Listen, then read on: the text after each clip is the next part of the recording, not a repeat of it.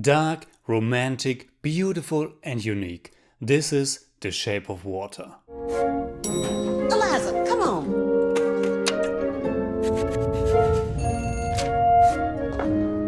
Eliza, hurry.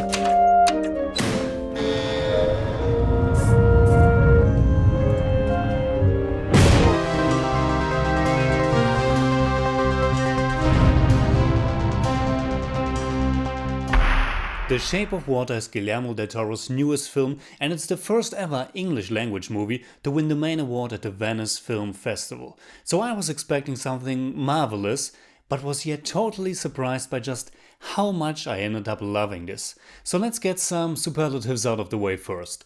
The Shape of Water is not only del Toro's best work since Pan's Labyrinth, it's his best in general. It has this year's most beautiful opening credit scene, is easily one of the visually most stunning things ever put on screen, and it also features one hell of a villain.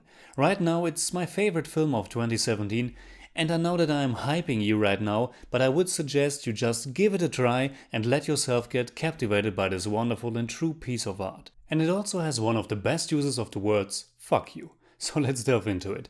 Mexican filmmaker Guillermo del Toro was always first and foremost a visual storyteller, and The Shape of Water is his crowning achievement. To be honest, I wasn't sure he had something like this still in him. I'm not the biggest fan of Pacific Rim, and while Crimson Peak looked pretty amazing, I thought it was quite a mess and pretty boring as well. But The Shape of Water is a true wonder from the very first moment when we enter this magical, dreamlike place that is our peculiar heroine's little apartment. Eliza, played by Sally Hawkins, is an outsider, being mute after an accident in her childhood. She's very lonely, even though she got company in her elderly neighbor, portrayed by Richard Jenkins, and her co-worker and friend Zelda, played by Octavia Spencer. They work as cleaning women in a high-security government laboratory, and one day they discover a secret prisoner who turns out to be an amphibian man. The Shape of Water is an original story written by Del Toro and Vanessa Taylor, and it's a movie you don't expect getting made in today's day and age. It feels like an extraordinary mixture of Beauty and the Beast, Amelie, The Cure for Wellness, Pan's Labyrinth, and Creature from the Black Lagoon. And speaking about that universal horror movie, this is how you do a modern version of a classic monster.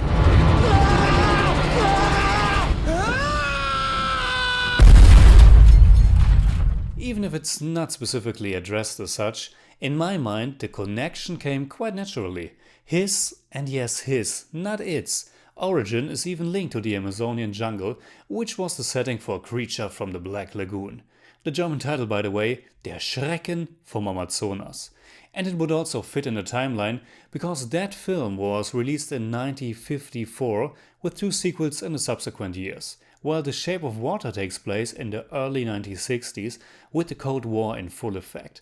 Similar to Pan's Labyrinth, Del Toro sets his tale during a real-life war, and once again the strange combination of realism and the supernatural works beautifully. He sees me as I am.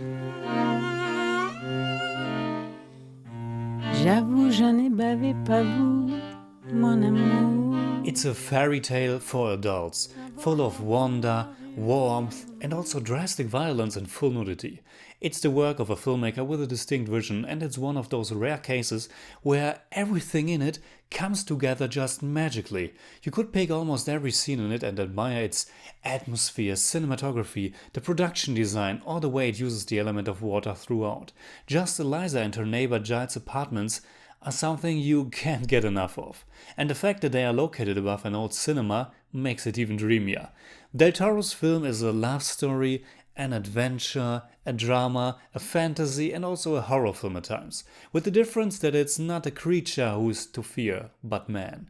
But that's true for a lot of classic horror literature and many movies like Frankenstein, King Kong, or Creature from the Black Lagoon. The villain in this film is played by the great Michael Shannon, who, if you ask me, is a god among men. With each new film, Shannon proves again and again that he's one of today's most remarkable actors. I simply can't get enough of him, and in The Shape of Water, he can bring his most repulsive side to the screen, and it's marvelous. You deliver, that's what you do, you deliver, right? Right? He plays Strickland, who is head of the facility, and he's not just a sadist and brute monster, but also a sexual predator in one scene who exploits his position and power to try to take advantage of Eliza. It's not just that little aspect that makes The Shape of Water extremely topical in light of recent events. You don't even have to look that closely to know that this is a movie for outsiders, misfits, minorities, everyone who has a hard time in our society. Our lead protagonist is a mute. Her two close friends are a black woman and an elderly gay man who couldn't achieve his dreams. Another important player is the Russian spy Robert Hofstadter, aka Dimitri, and of course an amphibian man. The Shape of Water is not the most surprising or suspenseful film, and the story progresses in a rather predictable fashion, but that's perfectly alright. This is a beautiful dark fairy tale that will steal your heart. Each and every shot is special. From the production design, the colors and cinematography, to the music and editing. And like a fairy tale, it can get very extreme, ranging from moments of pure bliss to shocking outbursts of gory violence. If you know Pan's Labyrinth, you know Del Toro's style, and I'm totally in love with it. It's really not easy that a movie is able to make me feel the love and tender romance depicted on screen and make me verbalize out loudly my shock over some of the short but brutal moments. The Shape of Water is a film for dreamers and lovers of a cinema that gives a voice to the misfits of our society. It's a visual delight and truly touching. In German I'd say, The Shape of Water is ganz großes Kino, bezaubernd, berührend und brutal zugleich. I give The Shape of Water 9 out of 10. It's more like 9.2, but I don't do that. If I told you about her, what would I say? I wonder.